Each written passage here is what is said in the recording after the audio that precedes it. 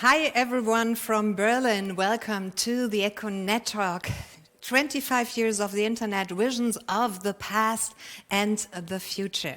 My name is Katrin Cecile Ziegler. I'm a digital economist and journalist, and I feel so honored to moderate this talk today. Yeah, in fact, the number 25 in our title is no longer correct, since this talk was already planned last year for Echo's 25th anniversary and only had to be postponed to 21. And the title refers to the year 1995, so the year that is considered the first year the web became commercialized. And of course, the internet itself, it's even older. Birth was 1969, but the underlying architecture of the internet from today is the same since almost 40 years. And I am talking about the TCP and IP protocols. And one of those who had the idea for this underlaid architecture is well known as the father of internet. And of course, I'm talking about Vint Cerf, our special guest today. He's vice president of Google and chief internet evangelist, and he will be with us in a moment. He's just onboarding. Yeah, and we have more guests for the past 12 months. Live guests in the studio have been almost exclusively planned, and now today I have the ultimative green upgrade as a guest, the co-head of the Green Party, Robert Habeck, and you can't imagine how happy I am that you are here with me. So thank you for coming and welcome, Robert Habeck. It's a pleasure. It seems like a crowd, the two of us. Yeah. And also a special warm welcome to Aya Jaff. Aya is Germany's most famous female coder, top young entrepreneur of the Forbes Under 30 in 2019, and since last year also bestseller author. So congratulations and welcome, Aya. And last but not least, welcome to the host of this event, which is Echo, and Oliver Süme is chairman of the management board of Echo and also IT lawyer. So hi, Oliver. Yeah, and today we come together, 3 generations, sharing experiences, visions about the past and the future, and also learnings from over 25 years internet development. And of course, we also would like to talk about responsibility, about innovation and sustainability. And you, dear audience, you are invited to participate. So tell us your thoughts on social media under the hashtag netTALK. And please give us your questions in the browser. We will collect them and make a Q&A at the end. Yeah, Oliver, today we can almost say that there are no longer any hardware companies, or it should be like this. The classical German mechanical engineering, even Bosch consider itself as an IT company. So hardware is just a side product, and IT digitalization is the solution. And the industry landscape is all transforming into digital companies. So how do you see that development over the last 25 years? Which digital trends have been the most changing in your point of view?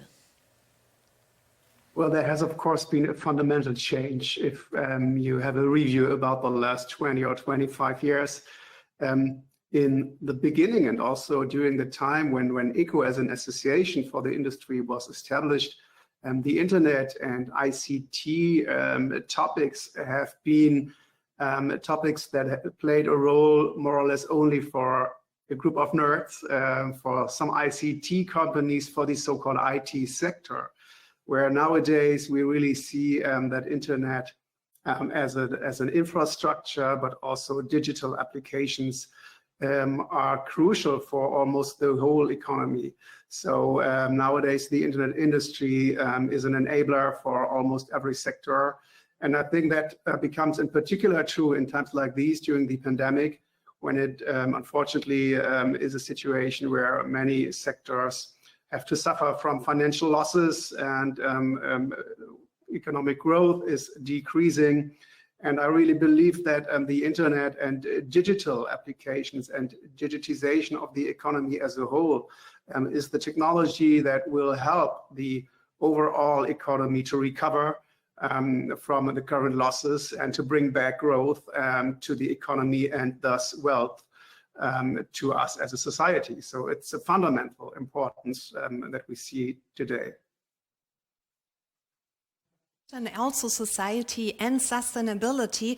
But first, Robert Habeck, 25 years of internet, that's really a long, long time. And you are even older. Me too. That's true. Me too. Do you remember your first internet experience? My first? Yes. Well, I can remember some experiences. They may be the first. I was a writer before I became a politician. And as a writer, you have to bring your manuscripts to the publishing house, and it was always quite expensive to put a stamp on it and bring it to the post office and so on. So I tried very, very, very early to bring it via internet to the publishing house, and I can remember the modem sound when I tried to mail a 300 pages manuscript to the publishing house. These and then after 10 minutes it broke down, and then I printed it out and brought it to the post office again. So I think this was the first experience, and it must be about 1999. Okay. And which internet type do you count yourself as? What do you think? Are you a tech? 3? We have 3. There are more, but How the many are lower available? we don't talk about. But are you a tech enthusiast who would love to digitalize everything as possible, as soon as possible, or a pragmatist? Digitization is useful, but also poses a lot of danger, so it has to be enjoyed with caution? Or are you an advanced user who sees gain in digitalization, open to digital path, and over average use? So who are you? Tech I think enthusiast? I'm the middle type. I use it. I'm pragmatic. Yeah. And as a politician, I see the risks, and I'm a little bit skeptic. I see the possibilities, of course. As Oliver mentioned, in the pandemic, we used it a lot, and we could even do better with a better app, for example, at least in Germany. I see the possibilities for administration. So my parents, they were waiting on a telephone line, getting their vaccination date. So in Denmark, I'm living in Flensburg, close to the Danish border, northernmost part of Germany. You just get an SMS, then it's your date, just be there, and you don't have to worry about anything. So I see the possibilities, of course, even for climate change or fighting against climate change. We come to that, I think, later. Yes. But I also see that human behavior is changing, political debate is changing, so I try to reflect what is happening. I use it pragmatically, but I see also dangers, so I'm a skeptical pragmatist, I would say. Okay, good. We come back to this later. I see you now. Onboarding was successful, and we welcome our special guest again, Win Cerf, Vice President of Google and Chief Internet Evangelist. Hi, Wind, how are you? Can you hear me? Okay, maybe not. We will wait. Aya, let's come back to you. Aya, you are the only one who is as old as the World Wide Web, so you have been grown up with the internet, and your path to success is really shaped by the internet. So you found your stipendium in Silicon Valley by chance from Google, the search engine. And the founders of GAVA are the modern rock stars of your generation, followed by all the influencers. And this is really a completely new lifestyle and also a new mindset. Do you have the impression that the internet is dividing our generations and you have probably more chances? Well, I do believe that the internet combines a lot of things that we as a generation see as something like we take it almost for granted. I would say it's having internet is like having food and water at home. It's nothing that I would say divides or brings together, but it certainly emphasizes, okay, if we want to do something together, then we do it via the internet. So it's more of like a tool, and it strengthens our our sense of community, because we can be connected anywhere, anytime, and it also brings together the sense of, we have our little bubbles, I would say. Even I can see that I'm in my own news bubble sometimes, and I need to get out of it consciously. I need to take a step out of the Facebook, Instagram, Twitter world, and like talk to my mom, and I'll be like, oh, you're still reading that newspaper? Okay, so let's talk about that. What kind of news do you actually do you consume versus what I see in my Twitter feed? So that's something I would say doesn't really divide, but it's more like you can take a step out of it consciously and then be like, hey, where can I talk about the same things with my parents or with my friends who are from different bubbles? Yes. Yeah, Wind, I hope you can hear me now. Maybe you give us a feedback. How are you? Are you with us? Yes, ja. Es freut mich sehr, Sie kennenzulernen. Guten Nachmittag. Herzlichen Dank. Yeah, you speak a little German, and of course I did some research about you, and I listened about, I don't know, minimum 20 talks and interviews on YouTube until I came across one that didn't have any relevant click amount, but revealed a very interesting piece of information of you that not even the Google search engine knows about you. I checked it, and that is that you once lived in Germany. It was 1962. You were 90 years old. Yeah, it was in Wittelsbach in Bavaria, a very little village. And you have lost there the innocence of your privacy. Is it right? Yes, because in a little village of 3,000 people, there isn't any privacy. Everybody knows what's going on, including the postmaster, who knew who was sending letters to whom, and also placed all the phone calls, because back then in 1962, people didn't have phones at home. They had phones at the post office, and you went there to make a phone call, and it was set up by the postmaster. So yes, that's right. But I wanted to come back. First of all, the reason that I could hear you all the time, but I couldn't say anything because my microphone was muted, and apparently I had to do that. Anyway, it doesn't matter. I wanted to respond to some of the things that were said earlier on. I'm sorry that I can't see Mr. Habeck, who must be in the room with you, but hiding from the camera, which is an unusual thing. Most politicians would prefer to be in front of the camera. So there we are. Good. That's much better. I like it that way. It's nice to see you. Freut mich sehr, Sie kennenzulernen. Let me come back now to internet for just one moment. It's been around for a long time. It was conceived in 1973. We turned it on operationally in 1983. It's been running for ever since that time. It's this huge platform, but what we were just talking about Generation Z and the other generations that have come, is that they are seeing the internet through the lens of applications. And so this is kind of a vertical view of the internet. And what's terribly important is for people to understand that it is a gigantic platform, global in scope, connecting more than half the world's population together. And it's capable of supporting a wide range of applications. But if the applications don't want to talk to each other, then you end up in these very vertical places that Miss Jeff was calling a bubble. And so I think we need to prick the bubbles and help people recognize that there is a world outside the bubble. Very important concept, one in which you will hear me frequently argue that we want as much openness and freedom of connectivity as possible. Another statement of you I found, you said in the Hall of Fame, of which you are a member, internet is like sex, you can't get enough of it. It's a daring thesis for an evangelist, and I even think it is underestimated. Indeed, we spend more and more time on the internet and have less sex. But did you expect almost 40 years before how game-changing the internet would be for the whole economy, society, and communication? 50 years ago, an experiment was undertaken by the American Defense Department. It was called ARPANET, which stood for the Advanced Research Projects Agency Network.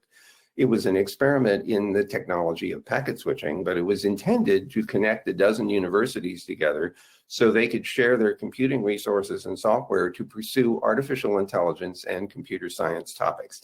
That's 50 years ago. Within 2 years, internet email, or not internet, but electronic mail was an application that popped up unexpectedly and became one of the most popular applications very quickly. Distribution lists came along immediately after that. You could see the social effects of being online, being able to connect, being able to use what we'll call computer-mediated communication, which erased time zones, because you could send a message and then your recipient, when that recipient is awake, can respond to the message. So you don't have to be awake at the same time like you have to be on a telephone call. So this erasure of time zone was a big help. It didn't erase, unfortunately, it erased distances, but it didn't erase the absolute time zone problem. So you're in the afternoon and I'm in the morning, for example, and we don't know how to fix that. We have to live with it. So we're seeing, we saw anyway, in the early stages that there was huge potential. Most of it was being applied to research activity, where coordination and collaboration among highly distributed groups was effective and possible. The commercialization of the internet doesn't really show up until 1989, when the first commercial internet services pop up in the United States. And a few years later, we started to see that happen in other parts of the world. With the World Wide Web's arrival at the end of December 1991, we saw a whole new revolution in the ease with which information could be generated and then shared across the internet, which is, of course, what Tim Berners-Lee was hoping would happen. So now we see a huge number of new applications, like the ones that you mentioned, the Facebook and the Twitter and so on, are built on top of that World Wide Web layer of architecture. But we could see how powerful this was 50 years ago. We just didn't foresee all the things that would happen, including the mobile phone and the smartphone that came in 2007 and really surprised everybody except Steve Jobs. Yeah, in fact, with the internet, the influence of industry or companies on society has been really powerful and more transformative than ever. So what is your point of view, Robert Habeck? Has the internet made us more connected as a society or divided? Both. It has us connected. Well, let me come back to what Vince said. I think we have two powerful drivers. The one is capitalism and the one is digitalization. And if they're both combined and not regulated, you have it's like a weapon. You can use it in any purpose, and it's so powerful. So, and what I'm thinking about is that we have a tendency that the capitalistic digitalization involves more and more in private activity. Now, the way we talk is the way we discuss, the way we organize our political or democratic room is depend on the possibilities and the maybe restrictions of the digital information we get. But this is not where it stops. We play chess, or the computer play better chess in apps than we do. They learn languages faster than we do, and now they get into in our emotions as well. So, and if this is not reflected in the political debate, you have this weapon, this big tool, and it's not used in any regulated sense. Not meaning that politicians are up to decide in which direction the discussion should go. They maybe dream of it, but this is a totalitarian dream.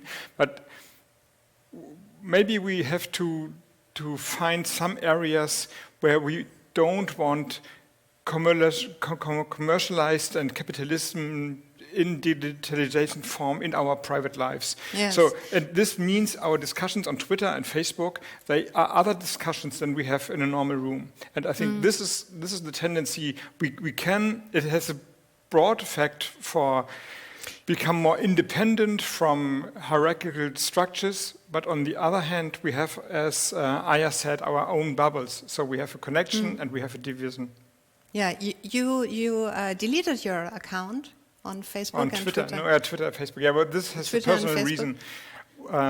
I had a hack. My Facebook account was hacked Yes. via an email. It was handled on the darknet, so you could buy my password accesses, and then my complete private conversation with my family, my wife, my sons, All over was the in the last, darknet. 5 years was for commercial. And everyone in Berlin, every used newspaper read it and said, okay, let's find out if there are some, I don't know, but drug experiences. Okay. And this was quite horrible these few weeks when I For knew sure. every journalist I met looked me in the eye and said, okay, I'm now reading how sad you are when you're in a hotel room and not at home. So then I said, okay, of course, my password was not safe enough. That's true. But then I stopped being on Facebook. Yeah. This was a shock in a way. Yes. Oliver and Wind, what do you think? Is the internet a problem or the society? Well, first of all, I think the correct characterization is it's a fantastic tool. But every tool that you can think of could potentially be misused. And here we get into the fundamental question, which Mr. Habeck correctly points out, which is responsible use of technology. And the question then is, how do we achieve that? How do we achieve safe use of these systems, how do we keep and maintain privacy, safety, security, accessibility, affordability, and sustainability? All of those features are things that we would want a system like this to exhibit. And in order to achieve that, companies, including mine, have to feel and exercise a sense of responsibility for protecting people and helping and giving them tools to make it safer to use these kinds of powerful systems. So I think we have work to do to make this a system which is more beneficial and less potentially harmful. And there are a number of parties that could have a role to deal with that. Governments and some of their regulatory frameworks can help. I don't think that it's bad that it has been commercialized. In fact, if anything, I have pushed very hard for that because I didn't see how we would sustain an internet accessible by the general population without a business model to support it. But that doesn't mean that we shouldn't be attentive to the potential hazards that these kinds of online environments pose. And so now we need to have a multi-stakeholder discussion about what problems arise and what possible remedies there might be. And that's a discussion that should be held outside of a bubble. It needs to be a very general discussion indeed. Oliver, let's go where the internet isn't. So the pandemic has highlighted the digital divide. Maybe you can give us also an economic perspective about the challenges. Yes, absolutely. But first of all, let me come back to what Win said, and I would fully agree to that. The internet basically is technology, and technology is never bad or good or evil or good. It is what the economy, what the society, what politics make out of it. And I think I believe in the positive aspects and in the potential for innovation for our future and for the solution for a number of global challenges that we have to face and that we will have to resolve in the next decade or decades. But to come back to your question, I think the numbers are very impressive and they show what an important economic role the internet and the internet industry plays for all of us. So nowadays, at least in Germany, the internet industry accounts for roughly 4.2% of the GDP in Germany. We expect that also driven by the catalyst effect that the pandemic currently has. In 2025, the internet industry will already account more than 7%. That shows that it will almost double within 4 years. And that is a huge growth that we will see in the future, which also means, of course, that we all as individuals, but also the economy, and maybe currently even more important, the public administration, is dependent to digital infrastructures, to the fact that they learn to digitalize themselves. That's where we need to catch up in Germany in particular, unfortunately, compared to many, many other very innovative countries. And I can only underline what I said in the very beginning. If we will not manage to digitalize the economy and the administration successfully, we will not be able to catch up as a competitive market with other areas in the world. And we have a lot of competitive battles seen passing in the last decades that Europe has lost. If you look to all the huge platforms, if you look to the most important cloud infrastructure providers, we, from a European perspective, unfortunately have to acknowledge, that it's not in our hands anymore. And that raises a number of, I think, very important questions. I believe that the answer cannot be to exclude others from markets. It's only possible to work together and to provide an infrastructure that is open to anybody. But it shows again that we are dependent to these infrastructures, and that we need to deal with this if we want to be a competitive economy also in the future. Robert Habeck, you are one of those who demand that giants should be broken up. So you told that in the OMR podcast. What is your argument? Let's have a direct exchange. Yes, I think on a formal level you are right, of course. Also Wind, if a business model comes to a structure, then it's very successful in a free market society. Of course, that's true. But in this concrete field, I think we have to see the different character of capitalism in digitalization, because the companies are so powerful, they gain so much information that the market structure in itself is not there anymore. So if we talk about the future, now we talked about the last 25 years, but if we talk about the next 25 years, and even now see that a political debate, apart from Facebook and Twitter, or information, even for politicians, without Google is not possible, then we say that our democracy relies on a market model, on a commercial model. And is that the last answer we want to give ourselves, that the decisions of money makers decide on how our democracy or our society functions? So I think this is not the end of the debate. So I see, of course, the big potential, but it's not neutral. It shifts the possibilities of democracy, but also the limitations of regulation. And if we are too naive at this point, then we have companies that are more powerful than the market, not only the state, but the market. They know more, they do more, they decide more than elected politicians do. And honestly, it is a tool, but it can be used for manipulation as well. And I think we have to reflect on that as well. If I could respond, I don't think we should get into a huge debate here because we don't have time. But I would point out, first of all, that the business models that you're seeing right now are heavily invested in advertising. But that's not the only kind of business model that the internet can support. And in fact, you have some German companies that have done very well. SAP, for example, and Siemens are two very, very high-tech companies who have done well in the online product and service environment. And there's no reason why more of them couldn't come along. And their business model is quite different. So I would suggest, first of all, that we encourage people to explore business models beyond those which have been already very successful in order to expand the base of the capitalism that can feed increased utility of the internet, rather than ending up with such a narrow set of competing parties. I still believe that there's lots of competition in the space that my company lives in, even if not everybody else agrees with me. I do believe, however, that there is plenty of room for growth in other products and services that are built on top of this infrastructure, which simply reinforces my belief that investment in the infrastructure is very important in Germany as well as other parts of the world.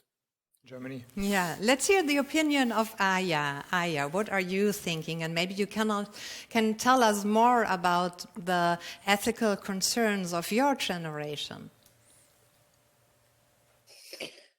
Well, my generation is pretty hung up on those new technologies right now. And on my Twitter feed, on my Facebook feed, if I look into it right now, it's all about blockchain, it's all about cryptocurrencies. And I would say that they do ask questions about, okay, is this sustainable? Is this technology sustainable? If not, how can we make it sustainable? What are the alternatives? So they are pretty fast to asking those questions, but I don't believe there are many discussions about capitalism in general. They are not really talking about the system we have at the moment. So it's more, they are much more concerned with the symptoms we have because of the problem. So my generation is much more concerned about, okay, how am I as a minority even heard on Facebook? How can I trick the algorithm to make my friends watch my stuff? How can I hack the system to, maybe I should upload a selfie every now and then so my texts and my reposts are seen by other communities. So these are the questions we are dealing with, I would say, on a day-to-day basis. Not so much, not as deep as the political discussions here on this panel discussion, but I'm always happy to listen to them. And I have also listened to a great deal of talks by Robert Habeck, and I have to say, as of now, I am part of your party. I signed up because I liked your talks so much concerning digitalization, and it just really brought to my mind that I need to stop being in those micro discussions on my feed, but rather discuss much bigger political questions here. Okay, this testimonial wasn't planned, so. but if you say, most welcome. but yeah, if you say your generation doesn't discuss so much about capitalism, well, they discuss about sustainability, and it's also a part or combined with capitalism. And you, on the other hand, you have written a bestseller about trading, and that sounds like a contradiction first. So maybe you can tell us more about the relations and connections between coding, trading, and sustainability. Mm-hmm. Sure. So my motivation when I start something new is I'm always confronted with a personal problem. So for example, when I was 15, I wanted to do something in my neighborhood, and I figured, hey, the fastest thing to, I don't know, set up a digital reading circle would be to set up a digital app. And so I figured pretty fast to learn how to code, to teach myself how to code without going to university. So that's the coding part. And then the trading part was when I watched movies like Wolf of Wall Street, and I was so fed up with the system in those movies, and I was so fed up with how Jordan Belfort was portrayed as this big rock star, and he was essentially just a really bad person in that movie. I was like, oh, I need to change something about that. So I figured I need to learn how to trade and how to and I need to understand how the stock market works. So that's what the book was about. I wanted to be as transparent as possible for my generation, and I wanted to explain, how demand and supply works with the example of Kim Kardashian and how she is, setting up her company, and how that influences Adidas stock, for example. But those are just little examples that I took from pop culture, because I believe it's always about, these big ideas in those political discussions, and nobody really understands from my generation how that affects them personally. So I'm all about, showing people how these big questions are connected to each other. So the tech part goes hand in hand with sustainability. How can we use digitalization to be more sustainable? How can we make it more sustainable? So these are the big questions that I, of course, am dealing with, as I am the Generation Fridays. Not only you, because also Robert Habeck and his party, because you think digitalization can help to solve the climate crisis. Yes, definitely, and not only the climate crisis, but a lot of ecological crisis we have. Well, it is said that we can reduce our emissions only by digitalization. The process is minus 25 to 30%, and this is a lot. Just the same, doing the same, but more efficient. So we can use it in the way we organize our mobility, our industrial processes. If we have smart grids, we can use our renewable energies with more efficiency. We can combine our consumption with the production of energy. So there are a lot of possibilities. And I myself, I was Minister for Agriculture in Schleswig-Holstein, the northernmost part of Germany. And this is now 3 years ago. Even there, bringing pesticides to the fields, the reduction possibility by digitalization and artificial intelligence was also minus 50% sometimes. Now the farmers are going over the fields, they're just spraying their pesticides, what they ever have done since pesticides were invented. And now it is possible that they check whatever the growth, they check the need for pesticides, and then they bring it on only there where it is needed. So you can reduce. You can do fantastic things with it. So I think the possibilities are enormous, and we should use them. Yeah, it's just one condition for it is the acceptance of the society.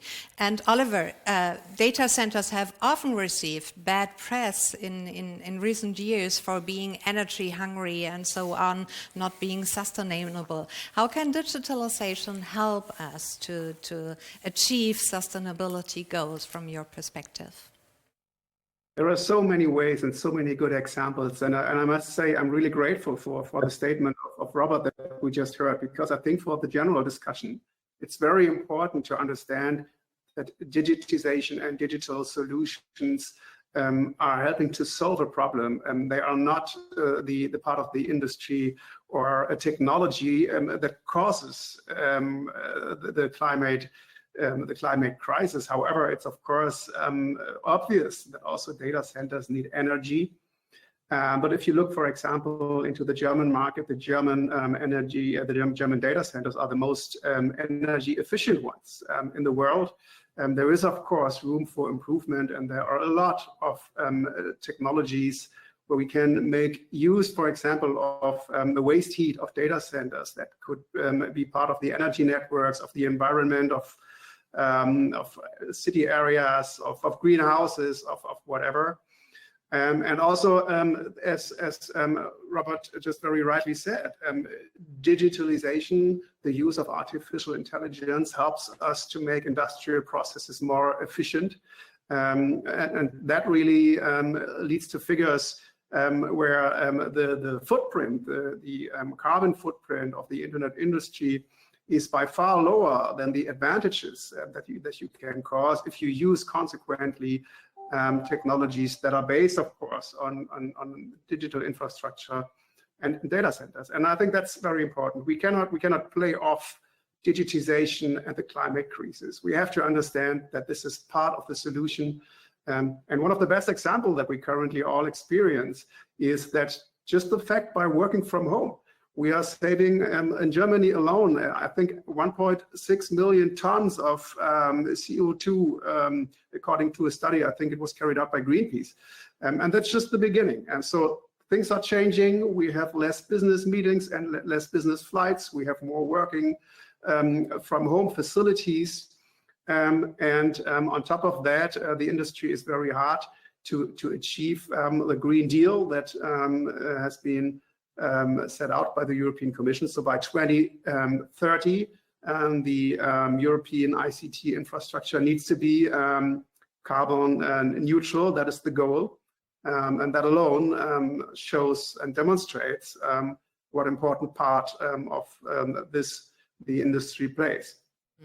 Maybe we can turn it around. So in general, industry tells the expectations to the politicians, but maybe you also have some expectations to the industry regarding digitalization for sustainability. Well, actually, industry has expectations to politicians, and they are hungry for a plan. They want to know where are we heading to. Now they get some answers, but I had so many discussions in the last years where they said, okay, what should we do? Which products we should design? Where's the general goal? So now we have agreed on bringing it on to climate neutrality, but from the automobile sector to the net grid infrastructure, there was no plan. It was we lost track in Germany completely.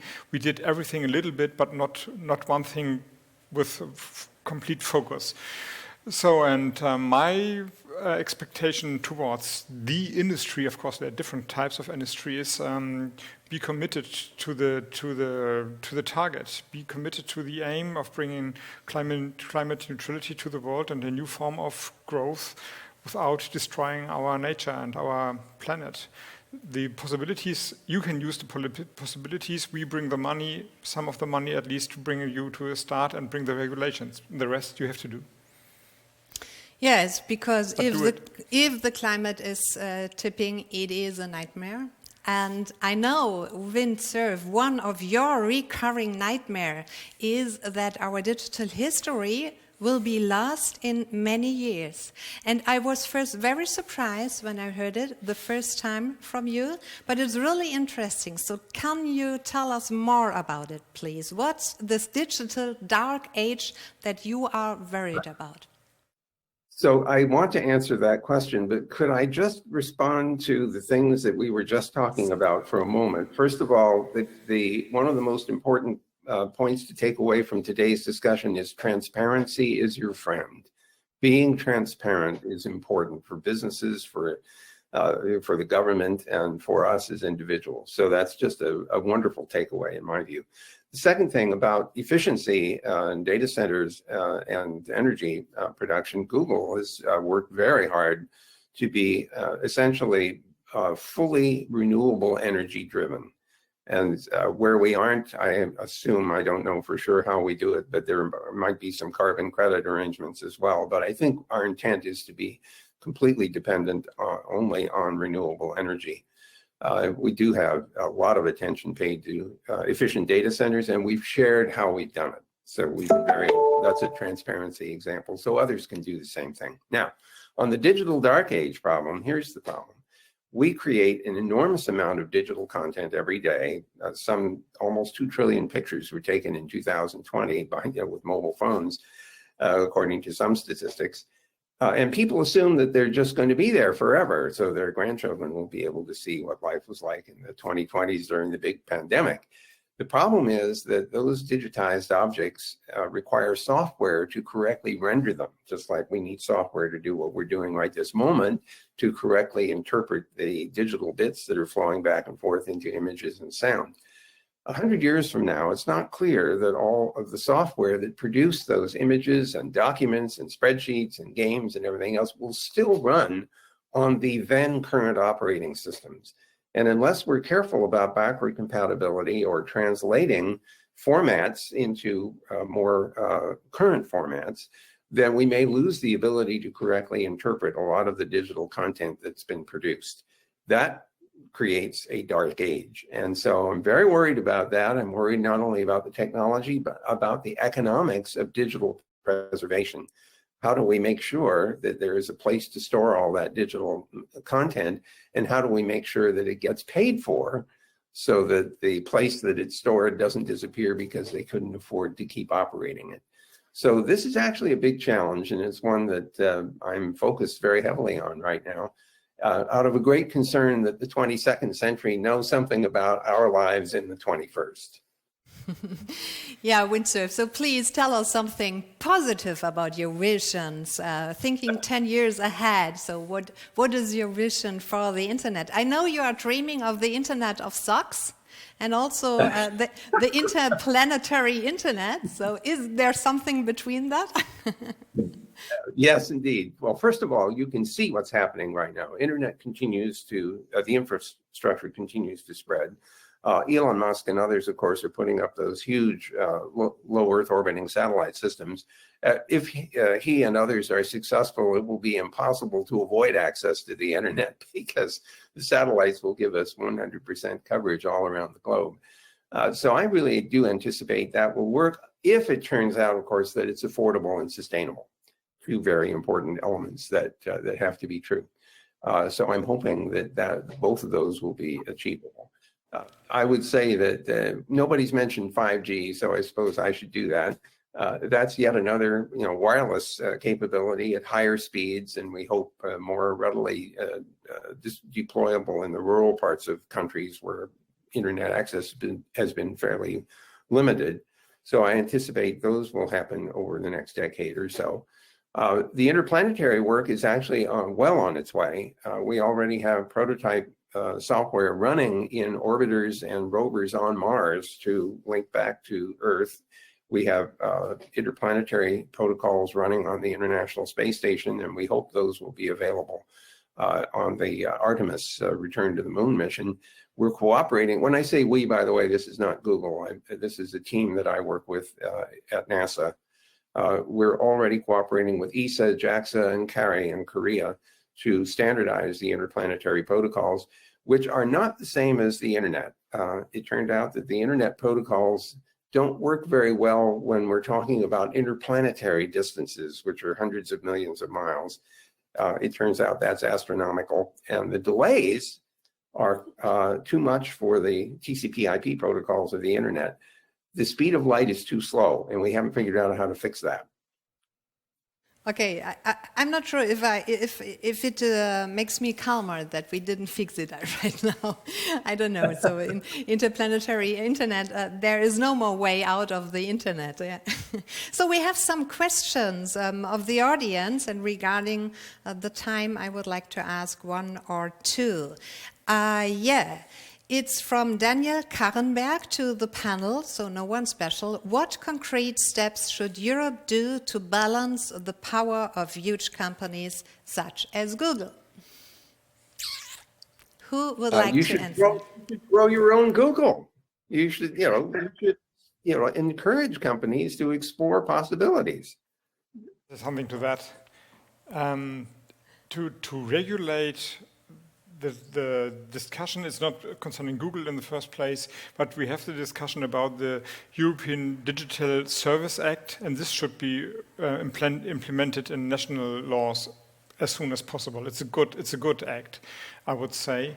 And if I may say so, Google uses the infrastructure as well, also in Germany, I guess also in the US, but it's not paying the taxes it should. So if Europe should do something good, bring the companies to paying their fair amount of using the public infrastructure. Yeah, that's the next question of the audience. In a commercial, capitalistic, borderless, worldwide internet setting, how do we make sure that taxes are still being paid by the global internet quasi-monopolists? Yeah, maybe that we can have the answer of wind. What do you think? I can explain the problem and then the solution. Yeah, of course, okay. Yeah, normally taxes will win. You are the guest of honor. Just say. I don't know about being the guest of honor, but thank you. Look, Google pays taxes, and it's not like I've hidden that. We pay taxes and we report what those taxes are. The thing is, there are 193 plus countries in the world, and all of them would like to generate revenue from taxes. So one of the real questions in my mind, and perhaps Mr. Hayek can help me with this, is it conceivable that we could come up with a kind of global tax regime that would fairly allocate tax revenues to the various countries in which global companies like mine engage? Because what happens right now is that people look at our revenue and then they say we should get X% of that. But when you add up all the percentages, it's more than 100%.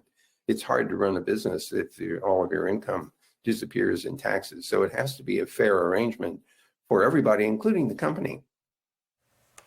And I think, if I may add that, these discussions are going on a global level, and that's exactly where these discussions belong. There are intense discussions about new tax models on the OECD level. And of course, you need to discuss it. I mean, business models are changing. The areas of values are changing. There is a certain value in data, and of course, it's fair to have a discussion about if taxes should be adjusted in that regard as well. But again, we need to discuss this on a global level, and it doesn't help us to come up with a European or even a German digital tax, because that again would lead to an unbalanced system of different markets and would more harm the European market rather than help anyone if we believe that we can have our own taxes here in Germany or Europe and just ignore what companies already pay in other regions of the world. I disagree, if I may say so. I know the argument, of course, and I'm all in for worldwide regulation and taxation for big tech companies. That's out of discussion, of course. But if it's not coming, we should do something, and we can do it as Europe because we are such a strong market. Google or Facebook, Twitter, they can't do without Europe if it's united. And the problem is, I referred to that in my first remark, that the structure of capitalism and digitalization is changing the structure itself. So normally taxes are collected where the company sits. It's located. But if you have a global company, they can be located anywhere. So they just go to the places where they have to pay the smallest taxes, and this is what is happening. But they're using, of course, the infrastructure in the companies in the countries like Germany or the other European, also the other worldwide countries as well. So we have to change the tax system, not taxing the gain of the company where it is located, but taxing the trade itself. And then if the company brings on and says, this is too much, we have losses all the last years, we can't pay the taxes, then you have another discussion. But first, you have to tax them and then see what the business model is bringing out. So this is what it's all about, the discussion. But waiting is not an option, I think. Yeah, we have to discuss this in another panel because now regarding the time, we have to come to an end. Unfortunately, we have to come to an end. So again, Oliver, maybe can you summarize what are your concerns and claims to the government for a new vision of the internet in the next years? Wow, that would be so many that we could have another webinar about that as well, maybe. But there are a number of things. I mean, we are all aware from a German perspective that we urgently need to catch up with a lot of things, and the current pandemic is unfortunately in a very painful way demonstrating what we have missed to do in the last decades. And we could start with digitization of education, which is the most painful experience that many of us experience currently.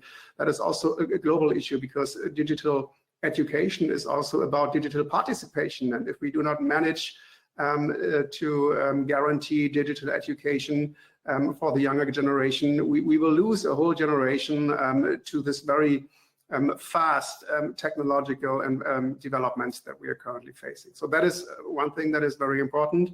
I'm also very concerned about the fact, I mean, we also often hear complaints about companies that collect data. I think governments play a very fundamental role here as well and have a huge responsibility. And if we look at the trend in the last more than 10 years, on law enforcement agencies, security agencies, intelligence services that are so hungry for and have a strong desire for storing, retaining, and processing more and more personal information, then this is a very important topic as well. From a European perspective, the whole discussion about data retention that already has been killed several times by the European Court of Justice doesn't help anything, and we still see governments that think that these are the right solutions, and that's another very important thing that we have to keep in mind. Responsibility is, of course, a huge topic for the industry, but there's also kind of responsibility to deal with these things for governments, and these two have to match. Otherwise, we will not catch up with successful digitization. Jeff, I love one sentence of you so much. You say the future is already here, it's just unequally distributed. And I think there's really so much wisdom in this sentence. With regard to the upcoming elections in Germany, what's your greatest wish, for the next federal government concerning digitalization? Well, first of all, this quote is not mine, but someone else's. I don't remember who that is from, but maybe somebody can help out. Quite famous. But anyway, I would love for the politicians to take startups more seriously, because I do see the problems firsthand as I'm starting a startup, and it's just like there are so many discussions about where to essentially start it, and sometimes Germany is not the best answer, and I'm wondering why. Of course, we all know the reasons, but I would love to work on those reasons to make Germany a much more attractive place to start up a company. And I think there are several things that we could work on. I'm not going to get into too much details around that, but I would also like to emphasize the point that Oliver made on digital education. I'm also a very big advocate for that, because I did teach myself how to code, and I understood so many things about the internet and about data and about my fears around what could happen and what not. That I believe it's essential that everybody else understands how the internet essentially works and how apps work, and everything concerning our data privacy also. So that's a big point I would love to see in the upcoming election. Thank you very much, Aya. And Windsurf, my last question goes to you. Maybe you can tell us, what do you consider as the USP of Europe in the competition of digitization? Well, it seems, actually, I'm going to suggest something that the Secretary General of the UN has been encouraging, and that has been a digital cooperation across international boundaries. I believe Germany has been very engaged in that discussion, and it's shown considerable leadership. I'm hoping that Mr. Hayek is also engaged and aware of that activity. That is one thing that we need more than anything, and that is cooperation across the globe to deal with the harmful effects that the internet has illustrated, and at the same time also, I think, to take advantage of its power for the benefit of everyone, including trying to solve some of the very hard problems that Mr. Hayek has pointed out with regard to climate change. So it seems to me that we have a big an opportunity here in Germany, especially, to show serious leadership in the space of digital cooperation. Thank you very much. Yes. And Robert Habeck, one more question to you, but a short one. Tell us a little bit more about your digital agenda from your party for the next 4 years. We talked about sustainability, economic views of regulation. So education was one of the concerns. What is your main topic? If it's only one topic, I would point out that we have a problem in Germany. Before Corona hit the country, we had a balanced budget, but an unbalanced reality. I mean, we are from 27 European countries, we are number 21 concerning the speed of the internet. We have the balanced budget, but no high-speed internet in Germany. We have problems with that digitalization of the administration. So I couldn't agree more with what Aya said. We have to bring the possibilities forward. We are like an exhausted, tired, sleepy country in a way, but we have, of course, the possibilities, and we have the financial means as well. So this is, if you ask me, after one topic, I would say a huge stimulus package, bring the energy back to economy and to the country. Thank you. And to discuss the political digital agenda, we need more time and a different framework, and we have it.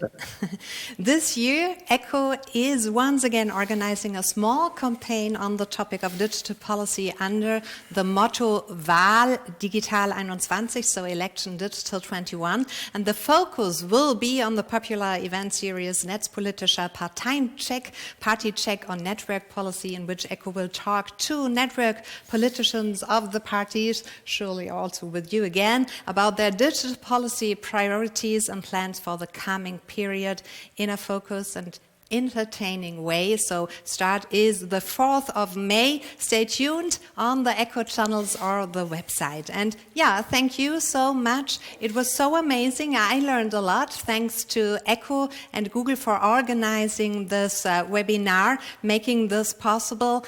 Thanks to Windsurf, Robert Habak, Aya Jaff, Oliver, and the audience. And thanks for having me. Stay healthy and goodbye. Thank you, guys. Thank you.